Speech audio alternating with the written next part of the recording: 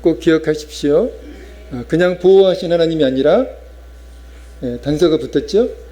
어떤 단서입니까? 약속대로 보호하시는 하나님이십니다. 약속대로 보호하시는, 또 말씀대로 역사하시는 그 하나님을 꼭 체험하는 여러분 되시기를 우리 주의 이름으로 간절히 축원드립니다. 우리 교회 8월표를 이렇게 정해봤는데요. 우리 교회 8월표가 이겁니다. 같이 한번 읽습니다. 시작. 말씀을 사모하는 순전함. 성도에게는 순수함도 있어야 되는데, 순수함도 있어야 되는데요. 이것도 또 있어야 됩니다. 이게 뭐라고요? 말씀을 사모하는 순전함. 겸비가 되어야겠죠.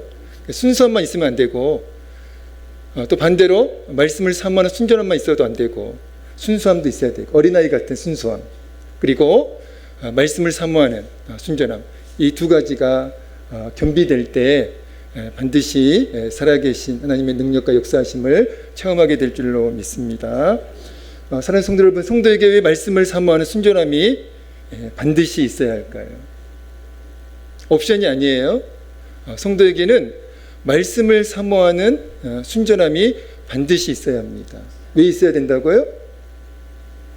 말씀을 사모하는 순전함은 은혜와 믿음의 통로가 되기 때문에 그렇습니다. 오늘 우리에게 말씀을 사모하는 순전함이 없으면 절대로 은혜 받지 못해요. 절대로 믿음의 역사가 일어나지 않습니다. 그러나 오늘 우리에게 말씀을 사모하는 순전함이 있을 때 우리는 은혜를 받게 되고 또 우리의 심령에 믿음의 역사가 임하게 될 줄로 믿습니다.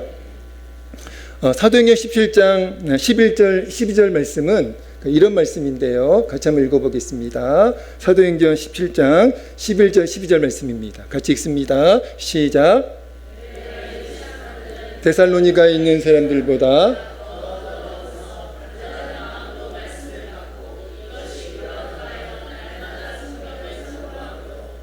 12절 말씀도.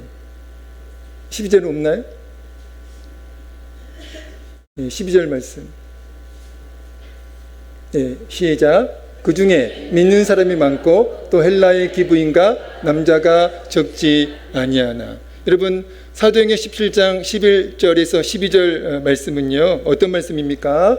사도 바울이 베레아 지역 그리고 데살로니가 지역에서 전한 복음과 말씀의 결과입니다. 어떤 결과라고요? 사도 바울이 베레아 지역에서도 말씀을 전했고 복음을 전했고 데살로니가 지역에서도 동일한 복음과 말씀을 전했는데요. 그 전한 결과가 사도행전 17장 11절 12절 말씀입니다. 여러분, 결과가 어떻습니까? 사도 바울이 베레아 지역과 데살로니가 지역에서 동일한 복음과 말씀을 전했어요. 그런데 어느 지역 사람들이 더 은혜를 많이 받았어요? 어려운 질문이었나요?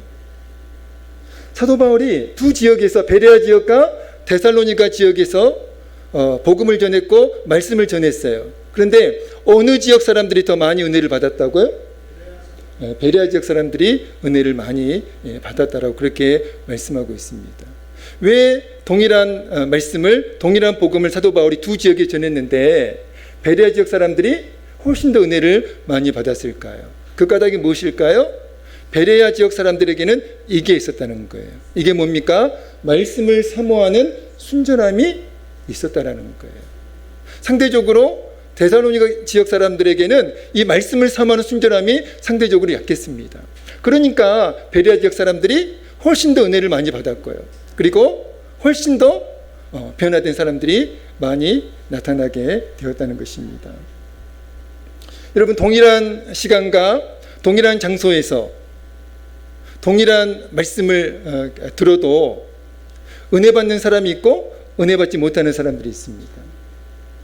지금 우리가 그 상황이잖아요. 동일한 시간, 동일한 장소에서 동일한 말씀을 듣습니다. 그런데 어떤 사람은, 어떤 분은 은혜를 받아요. 어떤 사람은 주님을 만납니다. 주님을 만나고 돌아가요. 근데 어떤 사람은 은혜도 받지 못하고 주님도 만나지 못하고 냉랭한 가슴으로, 변화되지 못한 모습으로, 은혜 없는 심령으로 돌아가는 성도가 있다는 것이죠. 여러분, 그 차이를 뭐가 만든다고요? 말씀을 사모하는 순전함이 만든다는 거예요.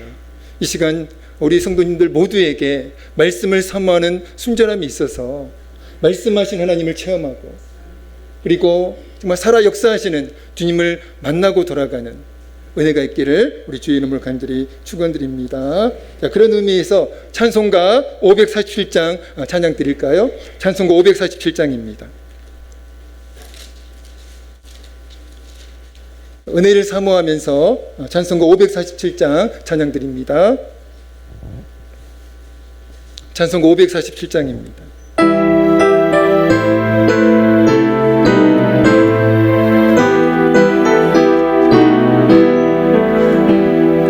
나 같은 죄인까지도 찾아와 주신 주, 간곡한 음성 못님 마음 문 엽니다. 마음 문 엽니다. 아멘. 피 흘려주신 그 사랑 감당치 못하여 선하신 주님 그 얼굴 우러러봅니. 목마른 사슴 갈아요.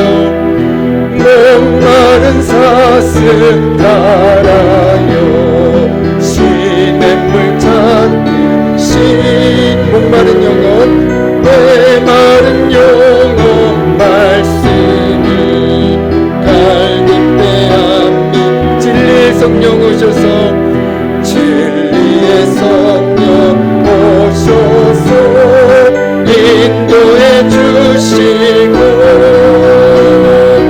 생같이 솟는 그 말씀 넘치게 주소서. 질그릇 같은 이 몸도 질그릇 같은 이 몸도 깨끗게 마신 것 죽으나 사나 주 위에 일하게 하소. 영광의 주님 오실 때, 영광의 주님 오실 때 부끄러운 나를 은혜 복 입고 주님을 배우게 하소서. 아멘. 우리 좌우 앞뒤 우리 성도님들께 이렇게 인사하시죠. 은혜 받고 돌아갑시다. 한 번 더 인사하시죠. 성도님 꼭 이 시간 은혜 받으세요.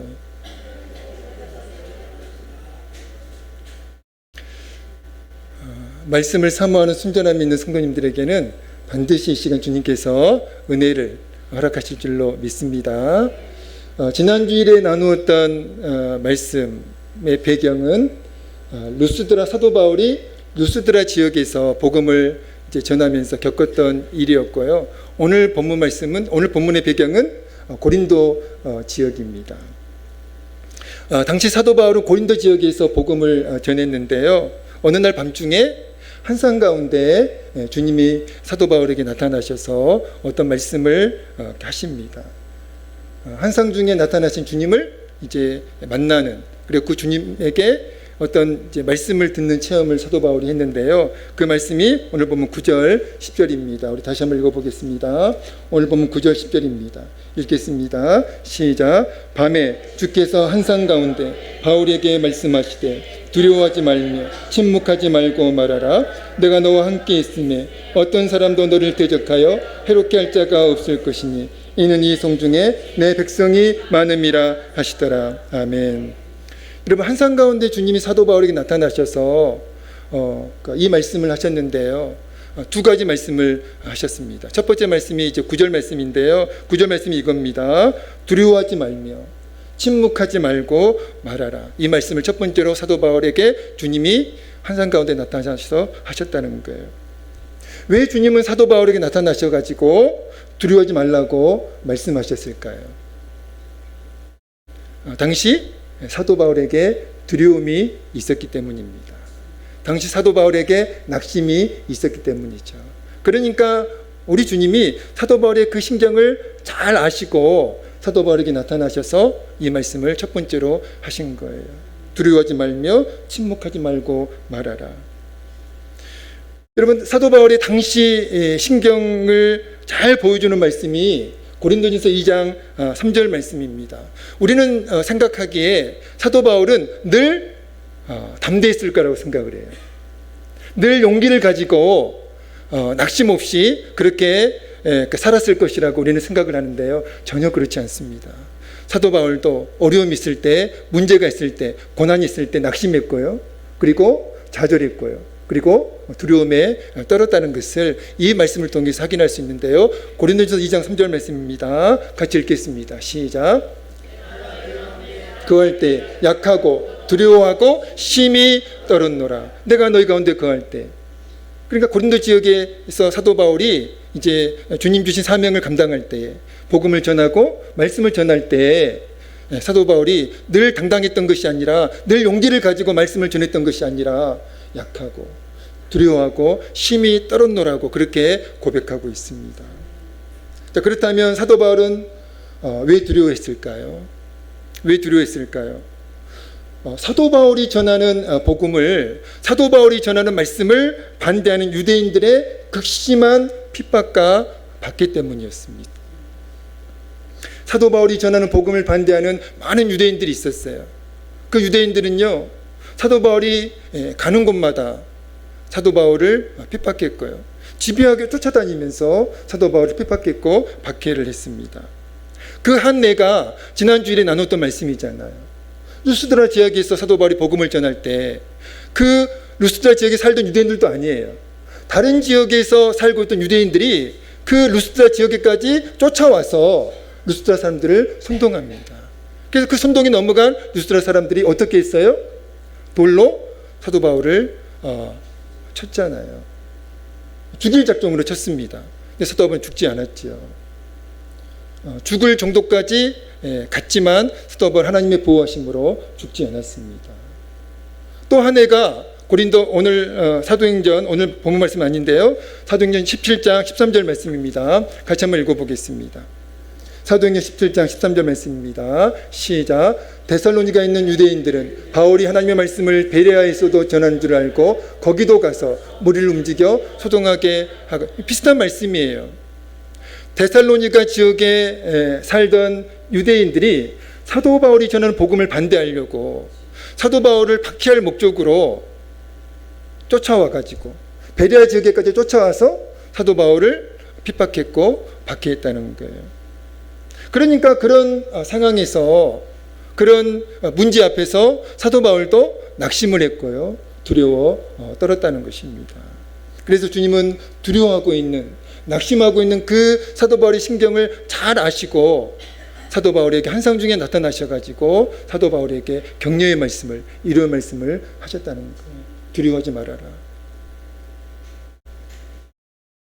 낙심하지 말고 침묵하지 말고 여전히 말씀을 전할 것을, 복음을 전할 것을 그렇게 당부하는 말씀이 오늘 본문 9절 말씀입니다. 저는 오늘 본문 9절 말씀을 묵상하면서 우리 주님은 언제나 우리의 어떠함과 상관없이, 우리의 수준과 상관없이 우리를 언제나 위로하시길 원하시고 격려하시길 원하신다는 사실을 깨달았습니다. 우리가 믿음이 없어서 낙심 가운데 있을 때에도 우리 주님 우리를 위로하시고 격려하시기를 원하세요. 우리가 어떤 어려움 때문에 방황하면서, 영적으로 방황하면서 그렇게 살아갈 때에도 주님 우리를 위로해 주시고 격려해 주시기를 원하십니다. 여러분, 우리가 잘 아는 말씀 있잖아요. 우리 주님이 부활하신 후 십자가에 달려 돌아가시고 그리고 이제 부활하신 후에 주님을 대신했던 그 제자들에게 나타나셨어요.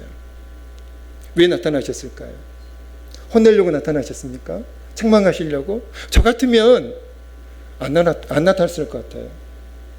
그냥 그 제자들 버리고 다른 신실한 제자들 뽑아가지고 그 제자들 다시 훈련시켜서 사용했을 것 같은데, 우리 주님은 자신을 배신한 그 제자들을 버리지 않으시고 여전히 동일한 그 사랑으로 나타나셔가지고 그 제자들을 위로하시고 격려하셨다는 것입니다. 제가 아무리 성경을 찾아봐도 우리 주님, 부활하신 주님이 당신을 배신한 제자들이 나타나셔서 그 제자들을 책망하셨다, 혼내셨다, 나무라셨다. 아무리 찾아봐도 없더라고요. 혹시 저는 못 찾았는데 여러분들은 찾으셨으면 저에게 꼭 말씀해 주시기 바랍니다. 저는 못 찾았어요. 우리 주님은 그런 분이세요. 당신을 배신한 제자들도 버리지 않으시고 그 제자들에게 찾아가셔서 그 제자들 위로하시고 격려하셨던 그 주님이십니다. 이 시간 우리 주님은 우리의 심정을 너무나 잘 알고 계세요. 우리의 처지, 우리의 형편, 우리의 수준을 너무나 잘 알고 계십니다. 그래서 우리가 믿음이 없어서 방황하고 있다는 사실도, 우리가 믿음이 없어서 두려워하고 있다는 사실도 너무나 잘 알고 계세요. 그러나 주님은 이 시간 우리를 위로해 주시고 격려해 주시기를 원하십니다.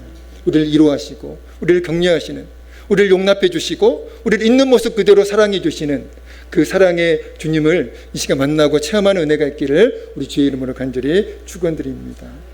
환상 가운데 나타나신 주님이, 사도 바울에게 나타나신 주님이 두 번째로 하신 말씀이 10절 말씀인데요. 우리 다시 한번 읽겠습니다. 10절입니다. 읽겠습니다. 시작. 내가 너와 함께 있음에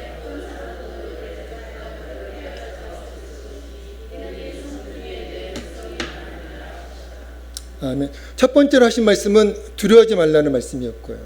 두 번째 말씀은 이거였습니다. 내가 너와 함께 있음에 어떤 사람도 너를 대적하여 해롭게 할 자가 없을 것이니. 이 말씀을 두 번째로 하셨어요. 10절 말씀은 주님이 사도 바울에게 하신 약속입니다.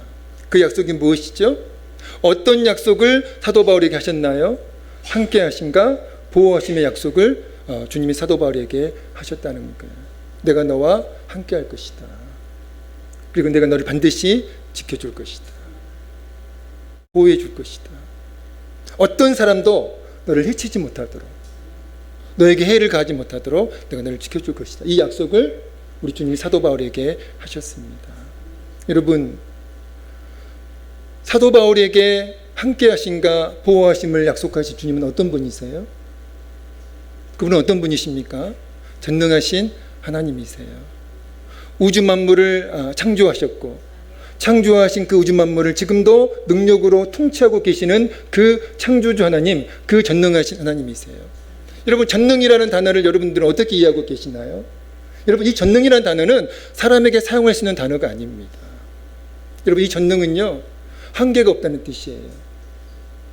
이 전능은요, 불가능이 없다는 뜻입니다. 그러니까 당연히 사람에게 쓸 수 있는 단어가 아니죠. 이 전능이라는 단어는 오직 창조주 하나님께만 사용할 수 있는 단어입니다. 여러분, 저와 여러분이 이 세상에 어떻게 존재하고 있나요? 우연히 존재하고 있나요? 그렇지 않습니다. 여러분, 이 우주 만물이 우연히 존재하고 있나요? 그렇지 않습니다. 창조하신 분이 계세요. 그리고 다스리고 있는 분이 계십니다. 그분이 바로 창조주 하나님이세요. 그 창조주 하나님께서, 그 주님께서 사도 바울에게 나타나셔서 이 10절의 약속을 하고 계시는 거예요. 내가 너와 함께 할 것이다.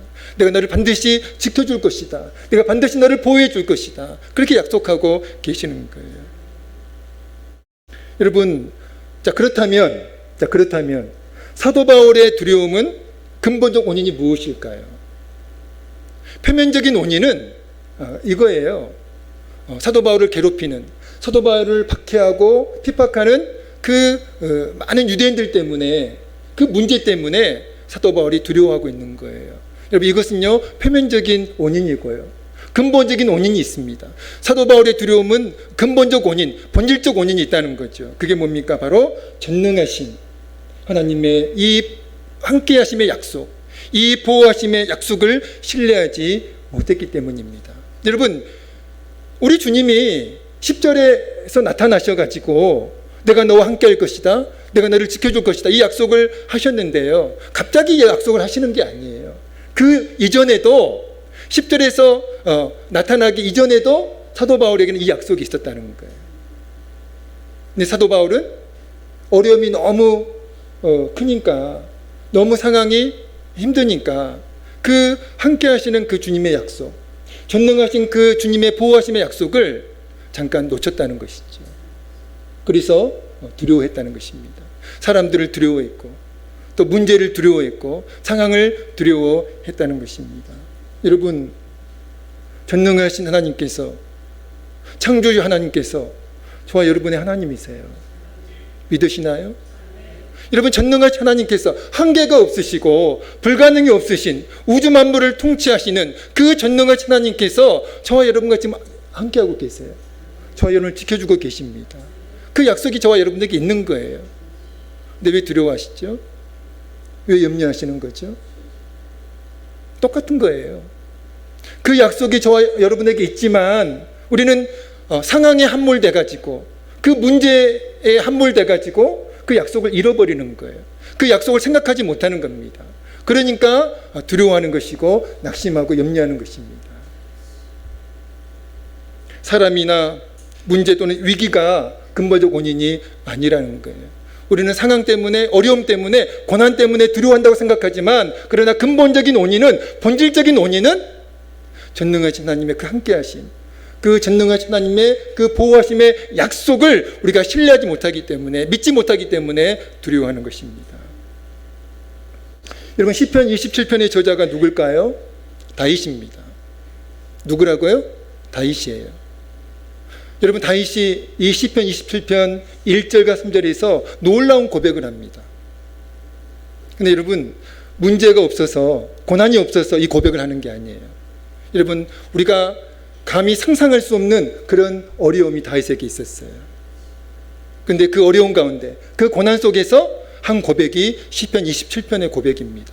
먼저 1절에서 어떤 고백을 하고 있을까요? 같이 한번 읽어보겠습니다. 시편 27편 1절입니다. 읽습니다. 시작. 여호와는 나의 빛이요 나의 구원이시니 내가 누구를 두려워하리요. 여호와는 내 생명의 능력이시니 내가 누구를 무서워하리요. 3절입니다. 3절 읽습니다. 시작. 군대가 나를 대적하여 쟁칠지라도 내 마음이 두렵지 아니하며 전쟁이 일어나 나를 치료할지라도 나는 여전히 태어나리로다. 아멘. 여러분, 다윗이 시편 27편 1절 3절에서 뭘 고백하고 있는 것 같아요? 뭘 고백하고 있어요? 나는 사람을 두려워하지 않는다. 나는 상황을 두려워하지 않는다. 나는 문제를 두려워하지 않는다. 문제가 없어서, 상황이 어렵지 않아서 다윗을 해치려고 하는 사람들이 없어서 이 고백을 하고 있는 게 아니에요. 다윗을 해치려고 하는 대적들이 무수히 주변에 많이 있었습니다. 다윗이 도저히 감당할 수 없는 그런 고난과 어려움이 다윗에게 있었어요. 그 상황 속에서, 그 문제 속에서 이 고백을 하고 있다는 거예요. 나는 사람을 두려워하지 않는다. 나는 상황을, 문제를 두려워하지 않는다.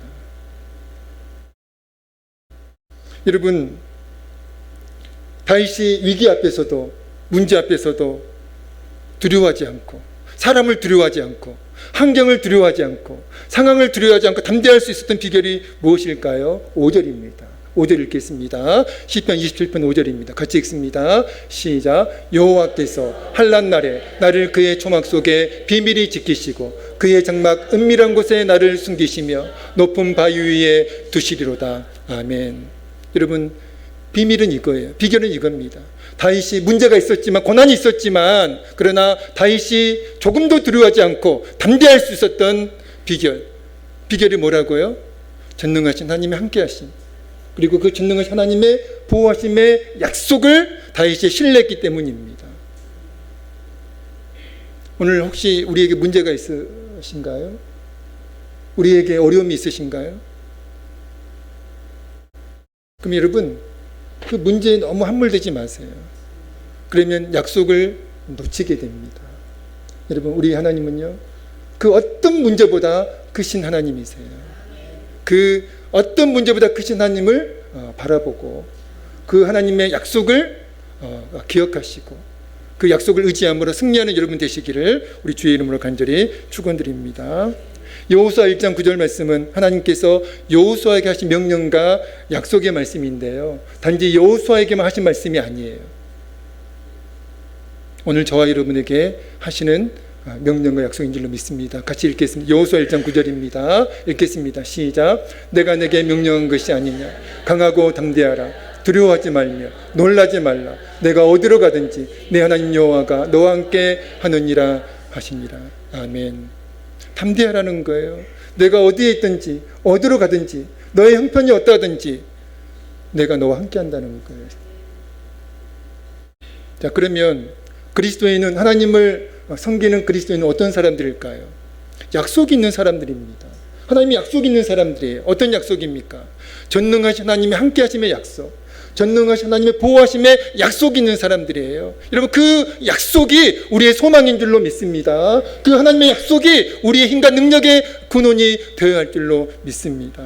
그러므로 저와 여러분, 어떤 상황에서도 전능하신 그 하나님의 함께 하심과 보호하심의 약속을 신뢰하시기를 우리 주의 이름으로 간절히 축원드립니다.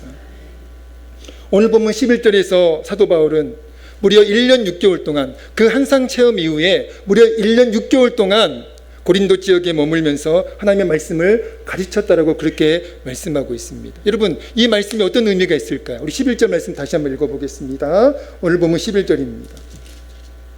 시작. 1년 6개월을 머물며 그들 가운데에서 하나님의 말씀을 가르치니라. 아멘. 그 한상 체험 후에 사도 바울은 1년 6개월 동안 고린도에 머물면서 하나님의 말씀을 가르쳤어요. 여러분, 이 말씀이 어떤 의미가 있는 것 같습니까? 사도 바울은 그 한상 체험 이후에 조금도 두려워하지 않고, 사람들을 두려워하지 않고, 상황을 두려워하지 않고 담대히 복음을 전했다는 거예요. 담대히 사명을 감당했다는 것입니다. 여러분, 사도 바울이 왜 이렇게 달라졌을까요? 대적들로 인해 두려워하던 그 사도 바울이 담대하게 사명을 감당할 수 있었던 그 비결이 무엇입니까? 전능하신 주님의 함께 하심을, 그리고 전능하신 그 주님의 보호하심의 약속을 신뢰했기 때문입니다. 아, 그렇지. 아무리 사람들이 강해도, 아무리 나를 대적하는 사람들이 많아도 그 많은 대적들이 나를 해칠 수가 없어. 왜냐하면 하나님께서 나를 지켜주시기 때문이야. 나를 보호해 주시기 때문이야. 그 약속을 사도 바울이 신뢰했기 때문입니다. 우리 이 말씀을 같이 한번 읽었으면 좋겠습니다. 이 말씀입니다. 전능하신 주님의 함께하심. 읽습니다. 시작. 전능하신 주님의 함께하심과 보호하심의 약속을 신뢰할 때 우리는 어떤 상황에서도 담대할 수 있습니다. 아멘. 그렇습니다. 우리는 홀로서기 인생이 아니에요. 홀로 살아가는 존재가 아닙니다. 홀로 살아가는 것 같지만 아무도 나를 도와주지 않는 것처럼 그렇게 우리가 느껴지는 그런 순간이 있다 할지라도, 그러나 그것은 우리의 느낌이에요. 사실이 아닙니다. 사실은 무엇입니까? 진실은 무엇이죠? 전능하신 하나님께서 나를 돕고 계시다는 거예요. 전능하신 주님께서 나를 보호하고 계시다는 겁니다. 여러분, 어떤 상황이 있어도 여러분 이 사실을 놓치시면 안 돼요. 자, 그럴 때 우리는 어떤 상황에서도 담대할 수 있게 되는 줄로 믿습니다. 그리고 오늘 본문 12절, 17절 말씀은요, 주님이 약속대로, 주님이 사도 바울에게 약속하셨어요. 내가 너와 함께 할 것이다. 너를 지켜줄 것이다. 너를 보호해 줄 것이다 라고 약속을 하셨잖아요. 말로만 그렇게 하신 게 아니에요. 실제로 주님은 하신 약속을 지켜주셨어요. 그게 12절, 17절 말씀인데요. 제가 내용을 요약해 드리겠습니다. 당시 바울이 머물고 있던 지역이 고린도 아가야 지역이었는데요. 그 아가야 지역에 갈리오라고 하는 총독이 새로 부임을 했습니다. 자, 이 총독이 새로 부임하니까 사도 바울을 대적하던 사람들이 그 총독에게 사도 바울을 고발을 해요. 그러니까 고발할 때는 이런 배경을 가지고 있었습니다. 총독이 새로 부임했으니까 아마 민심의 동향을 이 총독이 아마 고려하지 않을 수 없을 거야.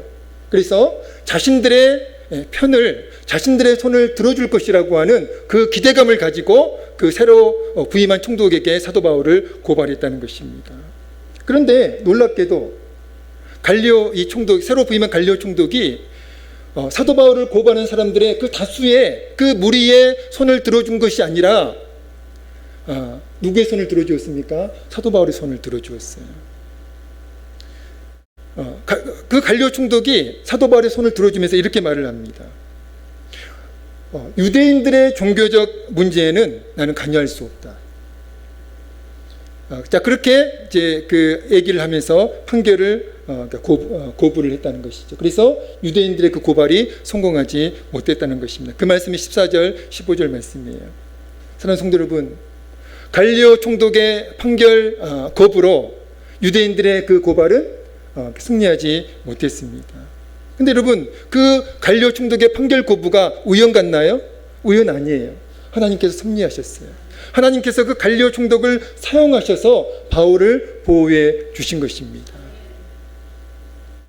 여러분, 오늘 12절, 17절 말씀을 통해서 우리가 확인할 수 있는 진실이 있습니다. 어떤 진실이죠? 우리 주님은 약속을 반드시 지키시는 신실하신 주님이시라는 겁니다.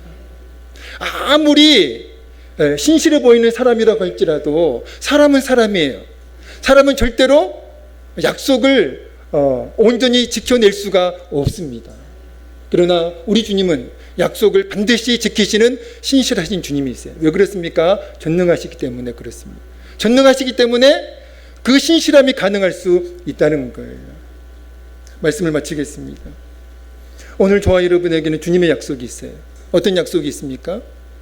어떤 약속이 있어요? 주님의 함께하심, 주님의 보호하심의 약속이 있어요. 사람의 약속이 아닙니다. 목사의 약속이 아니에요.